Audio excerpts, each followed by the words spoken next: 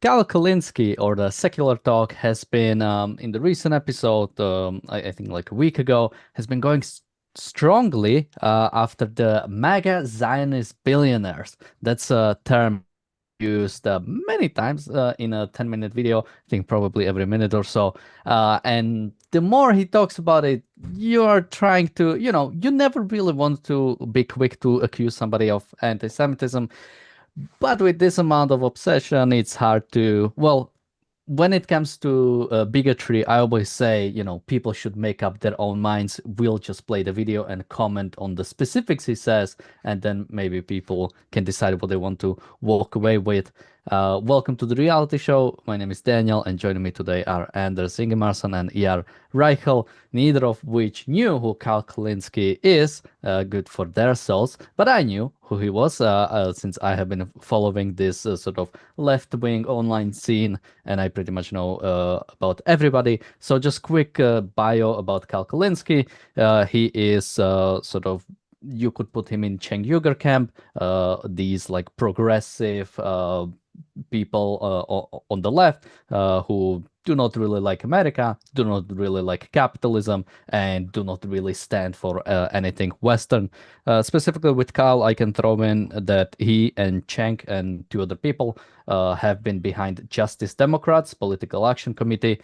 It was a political action, it still is, but he's not involved anymore. But the point of this political action committee was to get money out of politics. This is a big thing both for Cenk Uygur and Cal Kulinski, where I mean, I would say what it is, where they want to get rid of free speech for Americans who want to support certain ideas in American political process.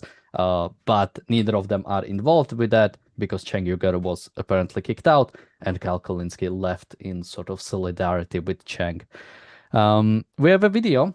So, but before that, Anders, any opening thoughts you'd like to tell us before we go into the video itself? No, as you mentioned, I hadn't heard of Kyle Kulinski before, and I'm glad that you're spending the time in the gutter for the rest of us, so we can skip over this for the most part. So we'll see what we come up with today. Ian, any opening thoughts from you? Yeah, I just want to say his suit jacket is too shiny and his tie is too boring. Well, people will be able to see that in a video. So let's take a look. The whole video is about 10 minutes. Maybe we might even have time to go through the whole thing, but I have specific sections I want to cover. So let's take a look. So I should mention specifically this video was Cal talks about sort of TikTok and like I said, MAGA Zionist billionaires, and he also mentions Netanyahu at some point. So we talked about TikTok the other day and how TikTok is just, I mean, it's over. It's over. It's done with TikTok. I mean, they were such a big and popular app, but literally in one fell swoop, they just ruined all of it. So the day after the sale was finalized, of course, it was a Chinese company, but then there was a forced sale to the MAGA Zionist billionaire Larry Ellison.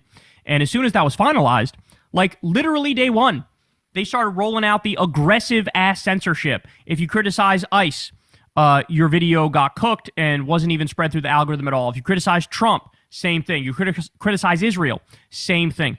You got channels that have millions of followers that had literally 0 views or like single-digit views on videos. And then they came out and tried to clean it up, and they said, oh, no, we had a problem with one of our data centers, and that's why there's like a glitch happening right now, but it's all good. Don't worry about it. But then you go to your DMs, right? And you try, this happened too. We had Crystal tried it, type Epstein in and try to send it to somebody. It won't let you send the word Epstein. And other words you could send. Epstein, you can't send.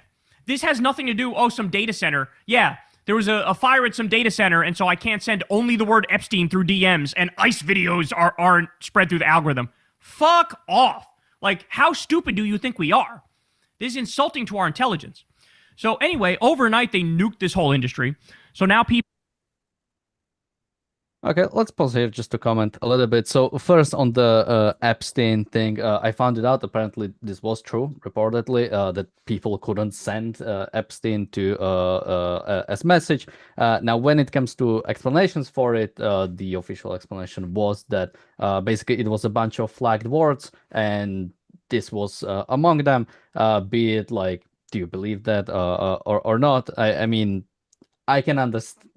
Like I can like view like several different explanations for it, but of course, what he jumps into is these like diabolical Jews are trying to prevent people from talking about Epstein. That's not what he says, but what is he implying when he says MAGA Zionist billionaires? And he does that specifically with Larry Ellison.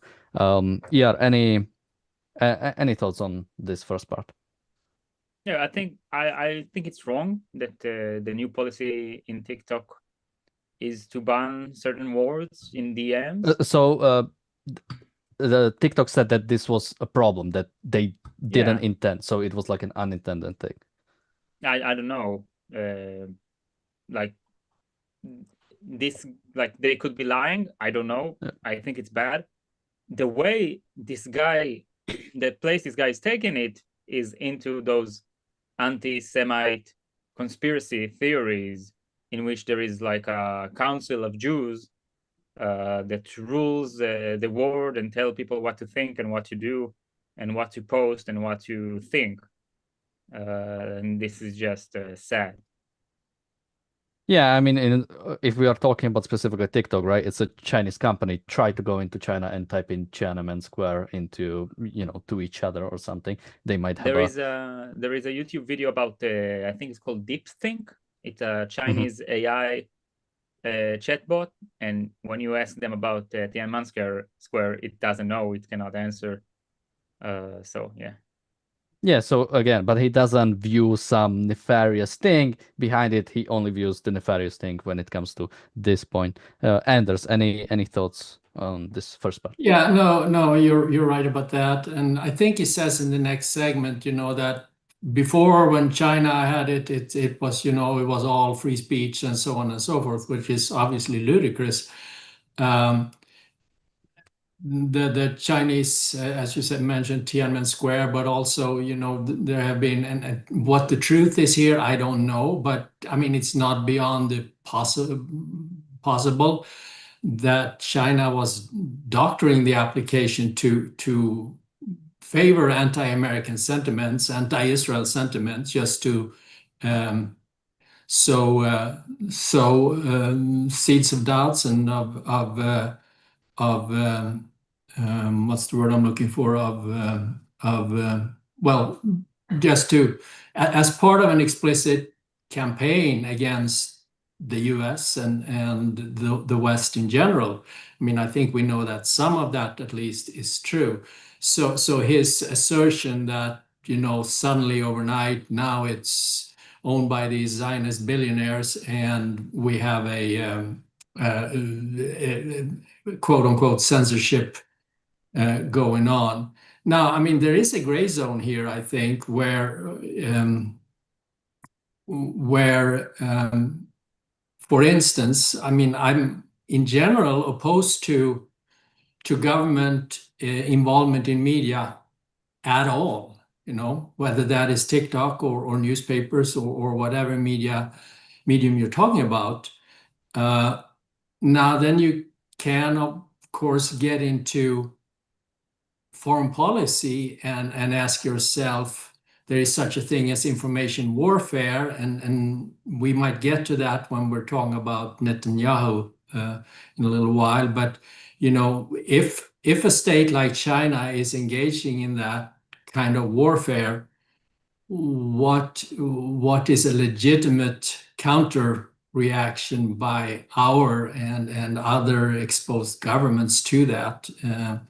And I'm not sure I have an answer to that, but I think that could be there is probably a gray zone here. Yeah, and I would only mention like the way he talks about specifically this one, right? It's one company doing one thing, and also they said it was a mistake and they didn't intend to do so. And then trying to compare it to China. I mean, and as you said, it will be brought up later. And I have like an anecdotal story from that. I don't know if you guys know what VTubers are. Okay. Basically, VTubers are it's this technology where you have like your avatar, and instead of you being on the screen with your camera, it's like your avatar that moves like you. Like basically, there was like an avatar instead of me, and it was moving like me. And there was an agency in Japan called HoloLive, and they had a Chinese sub branch. One thing happened. At some point, one of the creators from Japan, not from China, from Japan, showed us her like YouTube live statistic. And in the statistic, of course, it showed Taiwan as an independent statistic separate from China, because YouTube views Taiwan shows Taiwan as a separate country, as a separate statistic.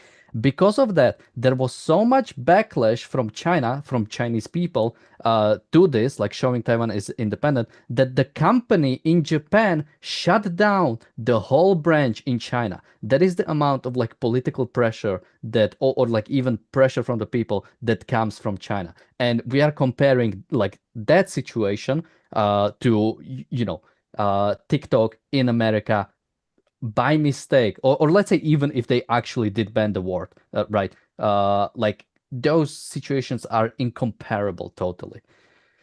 Should we watch more or anything you guys want to try? I'd like to add on Anders' point on TikTok's relationship with Israel when it was under Chinese control in America. And it's definitely anti-Israeli. There are evidence for that. They promote anti-Israeli propaganda, and they minimize the exposure for pro-Israeli content. And there are evidence for that, unlike these doubtful claims from the guy we're covering.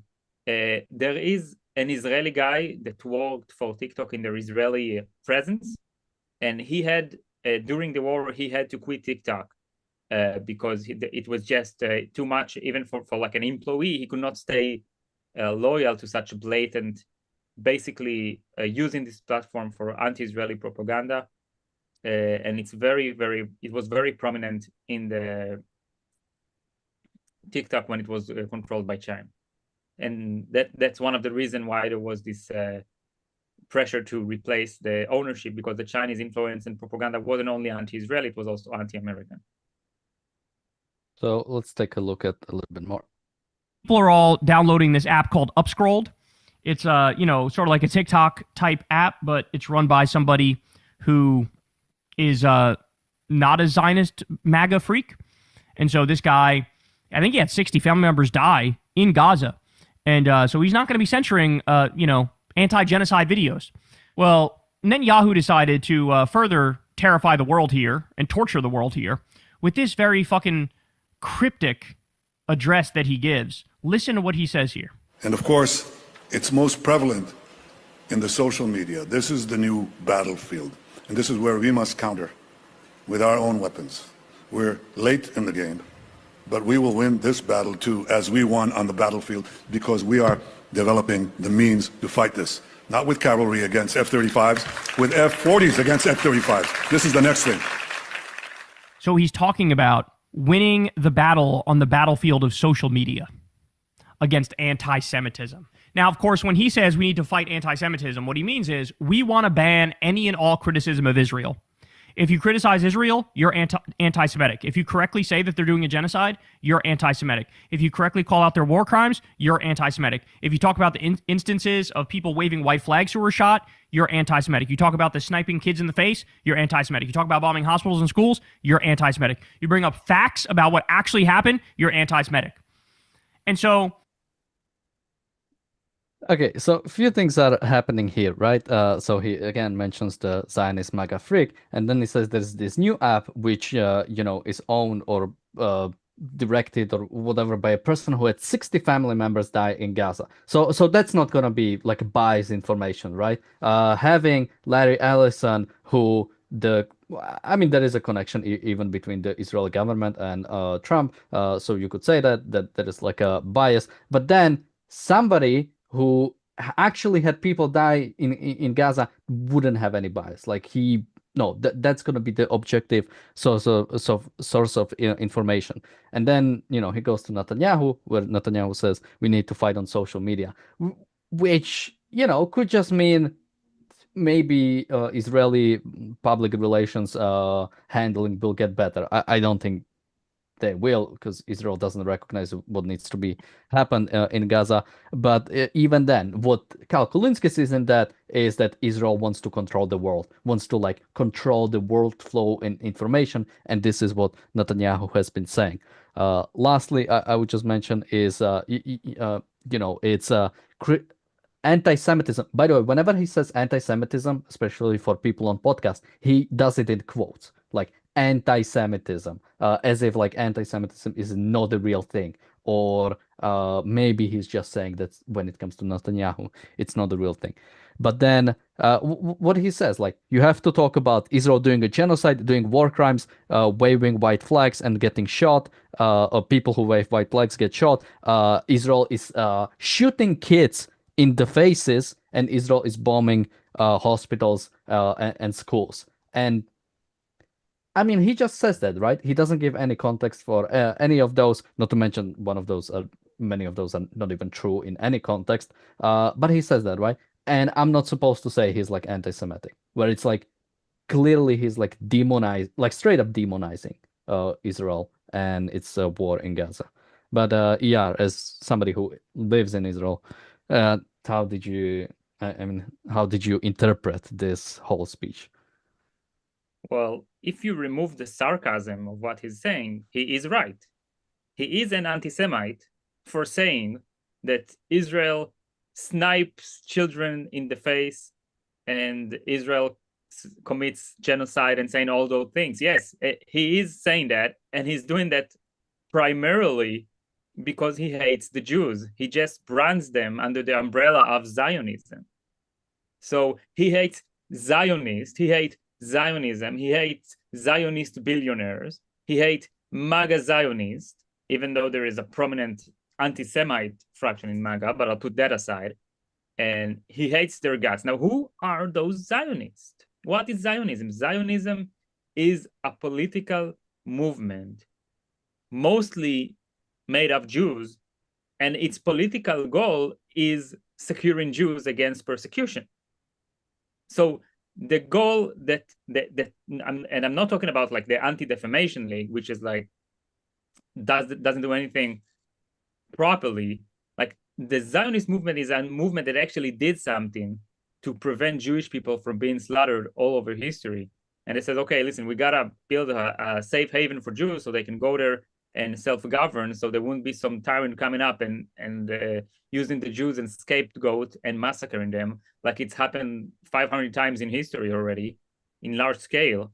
So he's like, oh, I hate Zionists, I don't hate Jews. This is complete BS. It's to this point, I think it's already common knowledge that anti-Zionism is basically anti-Semitism with extra steps. And he hates the Zionists. He says it, and then he says, "Oh, you can't say those people. They want to make you, they want to promote this notion as if somebody says blood libels about Israel, he's an anti-Semite." Well, yeah. So that's all I have to say about it. He's a sick and pathetic anti-Semite, anti-rich people, anti-West, anti-America. He's a classic self-hating figure, and that's all I have to say about him in this content.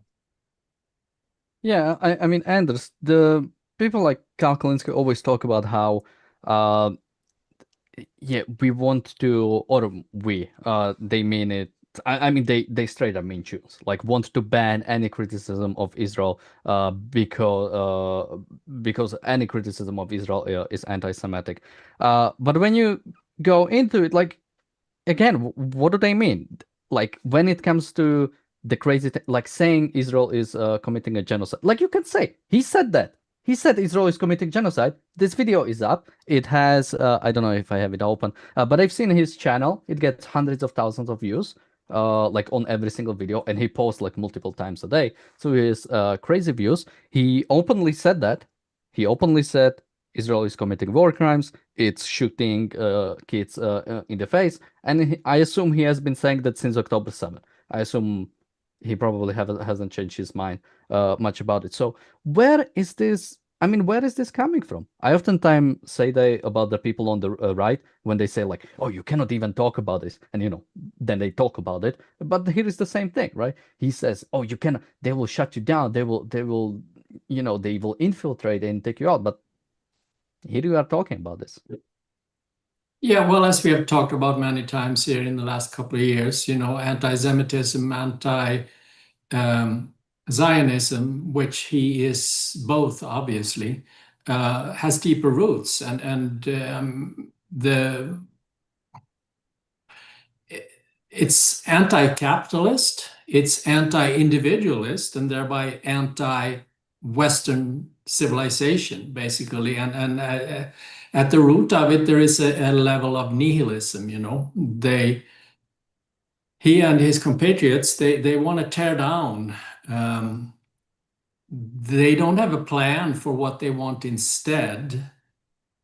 There is just a very deep-seated resentment and hatred that I don't want to go into and analyze psychologically, but that's what at the base of this. And anti-Semitism, anti-Zionism, it's just a convenient outlet for them. Would have been, as I said, I wasn't aware of this of Kyle Kulinski before today, but I would probably think that during previous outbreaks of racial violence and such in the U.S., that he was clearly on the Black Lives Matter side when that was up, and when we had the shootings in Ferguson and so on and so forth. So he's probably consistently anti-Western civilization, anti-capitalism, and has been from the get-go. So that's root here, and just like many others, he just keep harping about the same claims of genocide and every other argument against Israel versus the Palestinians. Well, not even an argument, right? It's straight up slander. Well, yeah, slander Israel or- committing genocide Yeah. is not an argument because it absolutely has no basis. Right. I would only say if people are unsure when we say Kyle Kulinski is anti-capitalist, just wait a few minutes and we'll get into what he says specifically. So unless ER wants to jump in with something, let's watch a bit more. Okay, let's watch a bit more.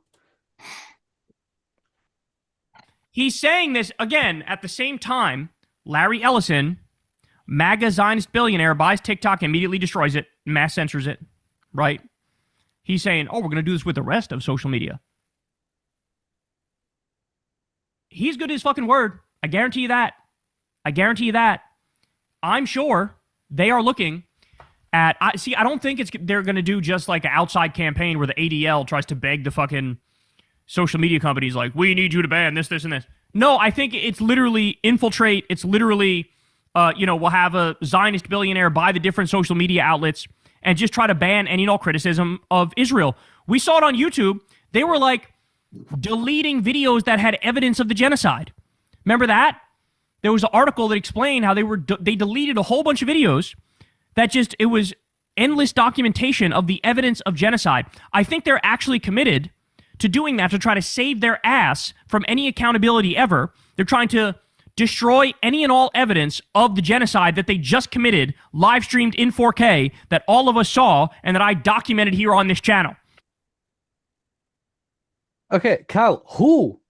The Jews deleted videos? What is he talking about? Who specifically does it mean? And again, what videos did they delete? I looked up, I can go into YouTube right now and type in Israel genocide. I'll probably see a video from Al Jazeera Plus, talking about how Israel is committing genocide, from some random people putting in the numbers, talking about the numbers from Hamas and saying how Israel is committing genocide, probably something from the UN itself, probably something from every single international human rights organization. So what is he talking about? Is he talking about like actual, like the only recorded attempted genocide we have is October 7 videos, and that's what Hamas has posted. And even that you probably can't find on YouTube, because I would imagine if you put like killings of people on YouTube, YouTube will probably flag you. How is that like? What does he mean evidence? Does he mean by evidence like actual videos of bombing, videos of killing? Yeah, that's probably not gonna be on YouTube. You don't need Jews or whoever is they to remove it for something like that to happen. Not to mention everywhere else you can find out about it. You have so many websites. You have the UN itself. Like the supposed like evidence of Israeli genocide is literally everywhere. I don't know how is he finding. I don't know how, even if Israel, let's say Israel like actually did something and tried to remove it, I don't even know how you would be able to remove it. Like that would include like at that point you are like anti-Semitic, because the amount of like people you would have to take control over to like hide something like this. I mean, we are not even talking about Google, right? We're talking every single searching engine, every single website, right? Because you can just host your own website. So all of that would have to be. You would probably have to take over like every single internet provider. So they would like shut down access to websites. Not to mention, even then you have like the what is it, the deep web or the dark web. So then you have that like whole thing to like account for. It's ridiculous unless you believe Jews are controlling the world and are this like. Well, Google is owned by and founded by Zionist billionaires, and we haven't talked about Meta, but that's another Zionist billionaire. I'm being sarcastic here, and that's probably enough of an argument for them. There could be so much more videos posted, no evidence presented. Yeah, I mean, yeah. Any thoughts from you on this one? No, it's like it just lies and slander. Like he makes up this alleged removes videos where it's clear, like as you mentioned, like the ones who live stream an attempted genocide are people from Gaza, Palestinians, Hamas, Islamic Jihad, PLO, ISIS, Al Qaeda. They came in with their GoPros and filmed themselves murdering and torturing Jews. They're the one who took the phones of the victims and at gunpoint made them took their phone and opened Facebook Live and broadcasted to their friends and family those people being butchered. So it's just disgusting how liars such as this asshole go and make up lies, taking the actions of basically the savage terrorists they support and invert it as if the victims are the ones committing those described crimes. It's just ugly. Yeah, and we have a super chat from Richard. Thank you so much. He says, apparently in the recent episode 9 of South Park, Kyle's mom goes to Israel to lecture Bibi about all his killing. Did South Park go full Durka? So I think I've seen that episode. I found that episode pretty funny. It was basically they had they found this like betting site. I think something like Polymarket. So everybody was betting something, and one of the betting things was like Kyle's mom will, I don't know if it was bomb Gaza or something like that, like drop a bomb in Middle East or nuke Middle East or something like that. And so the whole joke was about like, because at some point she went into Israel, so the joke was okay, she actually gonna do that. But yeah, at the end, I don't know, ER, if you saw that episode, because I don't remember what the ending was like. Yeah, she gave some kind of lecture to Netanyahu or something. Yeah, I've seen the clip when she comes to speak to Netanyahu, and it's not like she is criticizing Israel's policy per se, but she was just all fed up with this situation and came and rant at Bibi. It's Yeah, more I think like a ranting Jew kind of joke than criticizing Israel per se. yeah, from when I remember watching it, at least the way I felt it didn't seem like straight up some anti-Israeli because Israel is committing genocide or Israel is doing something like that. I think the joke, I mean, for me, the biggest joke was like the fact that the odds for Kyle's mom bombing Gaza like went up when she was actually going into Israel, which that I mean, in a sense, the joke is like that, like a Jewish mom can like bomb Gaza, right? And like the odds for that are going up because she's actually like going to Israel. So in some ways you could take it as a joke against sort of people who criticize Israel. But generally I think South Park has been pretty decent in um just general their coverage, especially on recent events. So And before we move on, I have a question about Netanyahu's comment, and this may be for ER. Has there been any concrete mention of what Israel is planning to do in this information warfare? I mean, is it actually a government initiative, or are they just going to mobilize Israeli civilians to produce counter information, setting the record straight, or what are the thoughts here? I don't know. I assume it will be something that is not very effective or productive. It's probably some sort of government product that wouldn't really change anything.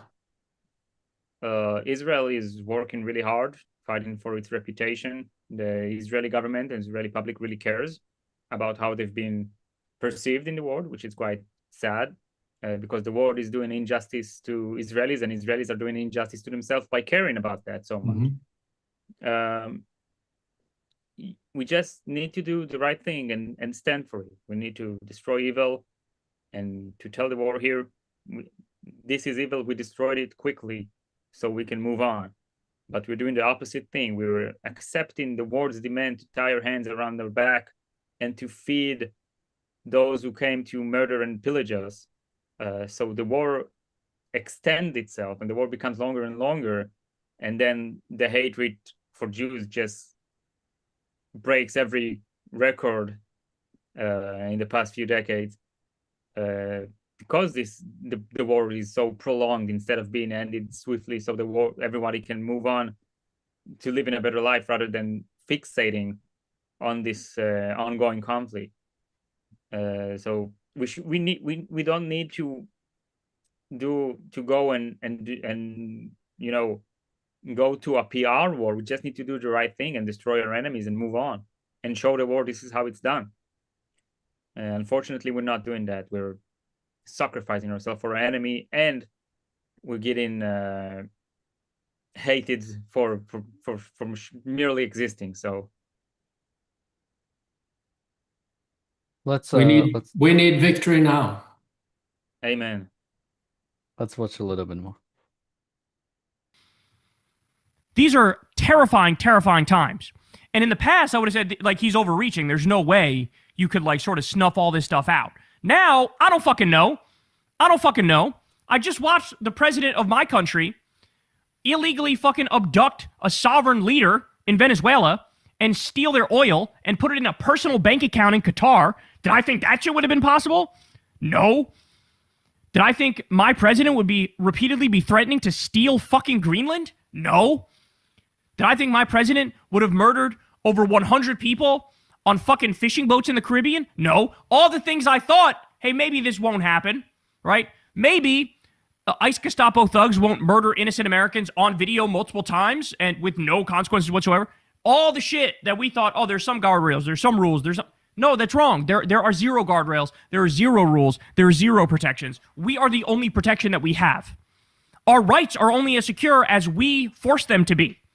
You understand what I'm saying? And so now... Okay, so just quickly about this part, because, in some ways I could agree with some of them, although I don't think he actually cares for any guardrails. I think it's only matters when it's like the other guy doing it. He doesn't actually care for any for American system.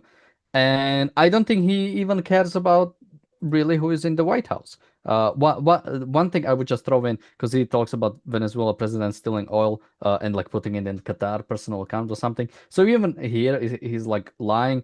Technically, America like did sell a bunch of Venezuelan oil for about $500 million, and he's holding it in a sort of like custodian account in Qatar on behalf of Venezuelan people. So it's like money that should be used for Venezuelan people, not the Maduro's regime. I still find it a little bit weird, but he's like lying about what it actually is. And the reason why I think he doesn't actually care about who is in the White House and doesn't care about anything bad stuff that happens is his endorsement in the last election. Anders, would you like to guess who he endorsed in the last election? No, that's a really, really hard question. Yeah, could it be Mrs. Harris or? No, because he No. didn't endorse anybody. Oh, Because he he didn't. didn't care. For him, Harris and Trump was the same. So for me, he has no right to like criticize anything. He was basically okay with Trump presidency. So all the bad stuff that is being happened, and again, I think the choice was hard for like us, for people who have a choice between Kamala Harris and Trump. That's not an attractive choice. But if you are on somebody on the left, which he is, I mean, the choice was clear. Like Kamala Harris was like their darling. Like she should have been one of the sort of best presidents they had in terms of like supporting their values, right? So give me a break with this criticism of Trump when you don't actually even care who wins the presidential election. Yeah, I think he has been a Bernie Sanders in the supporter in the past, according to the Wikipedia article that I read. I want to say though that I mean I completely share his contempt for the current president, whether he supported or didn't care. I couldn't say. Yeah. Yeah, I just want to say once again, he's doing what I call an epistemological crime. He accuses Israel of all of these arbitrary made up things, and his argument is doubt, an unreasonable doubt. He says, well, I don't know, it could be this way. I didn't think Trump would go to Venezuela, but he did, so Israel might do the thing that I didn't think that she might do. Like, what the hell are you talking about? He's basically say, I didn't think B would happen and I was wrong. Therefore, this arbitrary A point is true. What the hell are you talking about? What is this argument? This is such a lame, weak, bad argument. And the thing is, people buy it. And once again, people buy those shitty arguments because this is what they want to believe in the first place. This is an echo chamber of anti-Semitism, of people using the stupidest lies and dumb arguments to feed each other off with those stupid conspiracy theories and anti-billionaire MAGA Zionists or whatever you want to call it. It reminds me of the Nazis calling Jews how do you call them? Like they call them like communist capitalists or like communist bourgeois or like mixing both evil like just contradicting themselves and making up whatever they want to make the Jews be the scapegoat they want them to be. Disregarding the fact that they call themselves National Socialists, so. Yeah, and no, but they were the true socialists, not like those communists. Oh, that's a very consistent term, yeah. And what ER said about the arbitrary connection, but technically it's not arbitrary if you believe Jews control the world, because then the argument is, I didn't believe Jews would force Trump to invade Venezuela. I didn't believe Jews would force Trump to be aggressive towards Greenland. So now I'm not sure what else Jews will force Trump into doing. Or, the MAGA Zionist billionaires will force Trump into doing. Should we watch more? So this one will be a bit longer, so we'll play about a minute and a half. You have Benjamin Netanyahu going, oh, we're going to win this battle too. We're going to wage a battle against anti-Semitism online and on social media. And so what does that mean? I'm sure it means exactly what you all think it means. stricter standards that extend the definition of anti-Semitism to include criticism of Israel, special positions put in place of censors at these different social media companies to make sure that nothing is said that criticizes Israel, that, you know, you get in trouble, you get censored, you get deplatformed, you get banned, or what have you, if you levy those sorts of criticisms. Infiltration, where, like we had with Larry Ellison, destroying TikTok, you have these Zionist MAGA billionaires take over and destroy everything. And so, by the way, you could also see now how billionaires are literally a threat to democracy and your freedoms, right? You get that now? That literally when it was a Chinese company, your rights were so much better protected than when it went to a Zionist MAGA billionaire. You see that, right? The Chinese censorship was when you were allowed to say almost anything on TikTok. Whereas now, under a Zionist MAGA billionaire, don't criticize ICE, don't criticize Trump, don't criticize Israel. If you do, we'll ban you or your video won't go fucking anywhere. So when individuals have that much power, it undermines everybody's rights. Because they could buy whatever preference they want. They can censor people, they can snuff people out, they can push their narrative, they can put down other narratives, they can hide the truth, they can do whatever. And so nobody should have that much money, nobody should have that much power, nobody should have that much control. In fact, the big social media companies should be public utilities, where they're protected by the Bill of Rights. That's how they should function. Because outside of that, you're leaving it up. Look at what happened with Twitter. Elon Musk. And here we have it, folks, the connection between anti-Semitism and anti-capitalism. Because we have these MAGA Zionist billionaires who can, do this horrible thing like buy a company and decide what they want to do with said company because it's their property, that's a problem. So now we need, this is a threat to democracy, by the way, like ownership, property rights are threats to democracy. So now we need to, when individuals have too much power, let's just put it there, right? If you have, if somebody has $50 and another person has $100, that person has power over him because he has more money or more companies or whatever. The individual has too much power, and now we need to make it a public utility. Like I'm sure Kulinski would like to make a public utility out of everything, nationalize everything because it's owned by MAGA Zionist billionaires, because it's owned by individuals instead of by the great collective. Anders. Yeah, just to set the record straight, if you're concerned with the political influence of billionaires, Zionist or otherwise, the solution is to shrink government. If you're concerned with our rights, individual rights being violated, including those in the Bill of Rights, it is to argue for less government, because the less government we have, a government that is limited and that is focused on its three main functions: defending the country, providing law enforcement inside our borders, and providing a court system. If that is what the government is doing, there is no political pull to be had.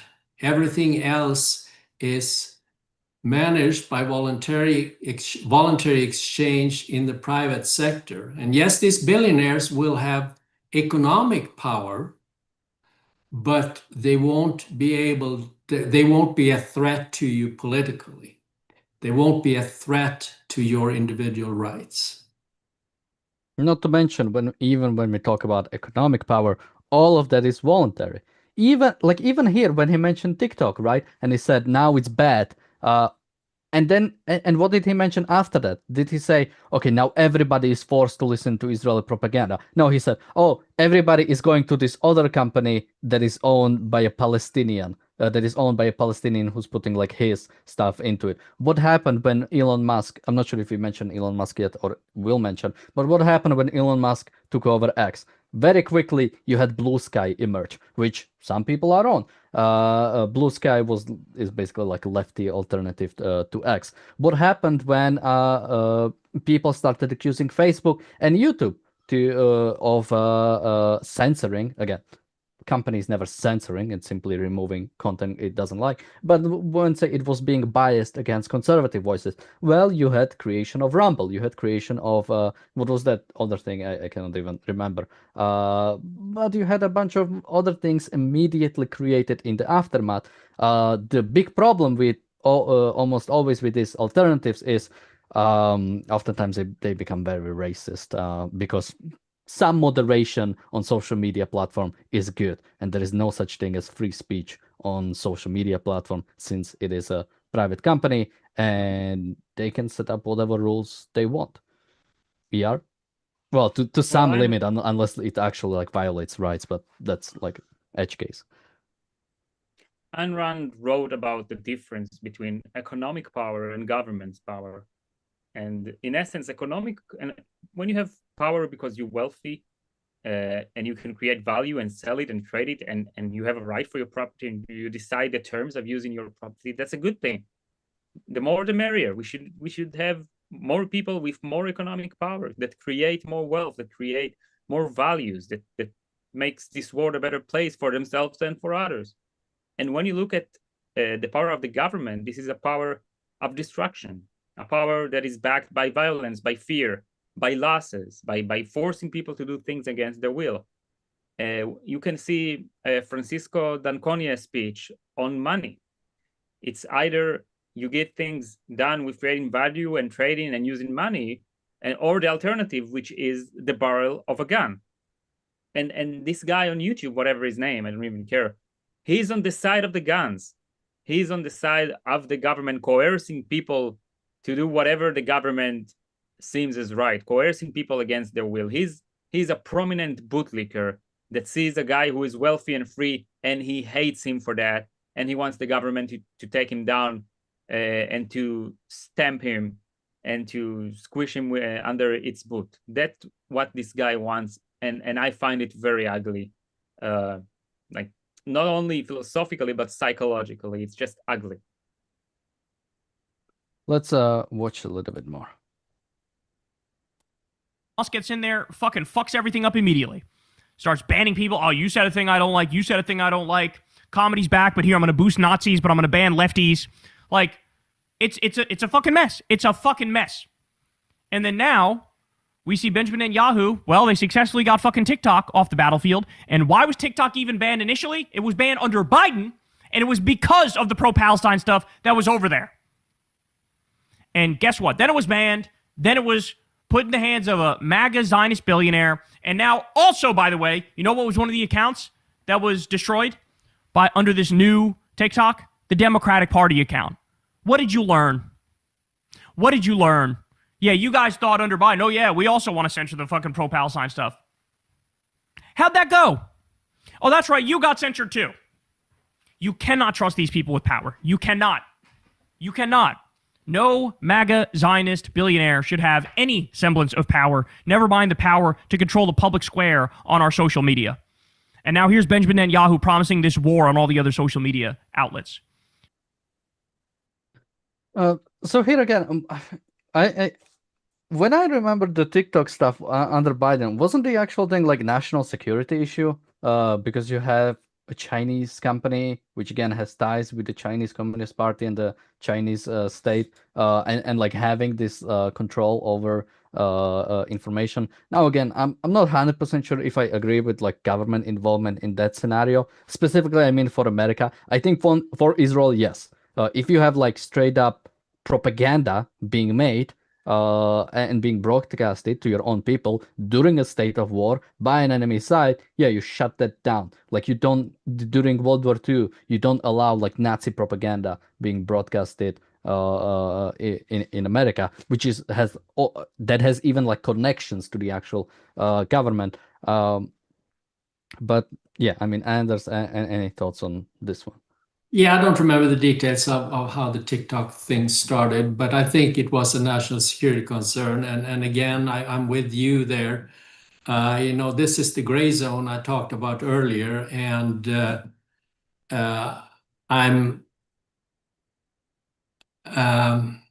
would say that I would rather err on the side of not being cautious and leave this free, because, you know, oftentimes the national security concern argument is used as an argument to limit free speech.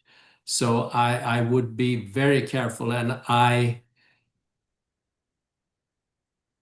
don't even know if the government should have forced the Chinese to sell TikTok. I don't know how severe of a threat, if at all, it actually was. But again, I'm not a legal expert or a foreign policy expert, so I wouldn't, and I didn't follow it enough in detail to have a definitive opinion. It's more of a hunch. Yeah, and even then, I would say when it comes to even these national security things, if a country, doing a propaganda in your state is a national security problem, then the existence of the regime is a national security problem that should be dealt with. So the same thing I would say with Israel, right? If we see enough reason that, for example, Al Jazeera or even TikTok is like a problem, okay, but then we have to deal with the actual source of the problem, which is Hamas and Palestinians. So yeah, we do that so we can do this one better. We don't do one and then ignore the other. So that's why even when it comes to China, right, or when it comes to Russia or any national security issues, yeah, the symptoms have to be treated. You shouldn't propaganda. They should be treated, but then you have to deal with the actual thing, not just deal with the symptoms and then leave the actual thing alone. Yeah. What's going on in the social media, whether it's TikTok or X or other networks, and as well in universities and colleges and governments and newspapers, it is, in fact, essentially a war of ideas. And we have the good pro-freedom, pro-rights, true rights, pro-Western ideas against the barbaric, collectivist, nihilistic, tyrannical, Islamist ideas.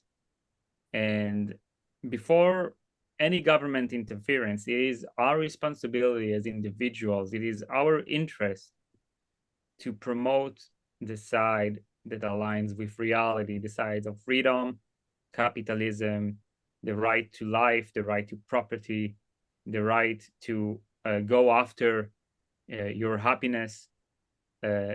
So this is what I have to say in this regard. There is a huge war of ideas, and Ayn Rand has wrote about it in her novel Atlas Shrugged in 1957 already, about the universities and about the intellectuals and all of that. And then she wrote about it also in her nonfiction. And this is what I am up to today. I'm active in this war of ideas, and I think it's very important. And this war right now will determine the future we would live in. Well, with that, we are about to wrap up. So, Anders, any last thoughts from you, and where can people find you?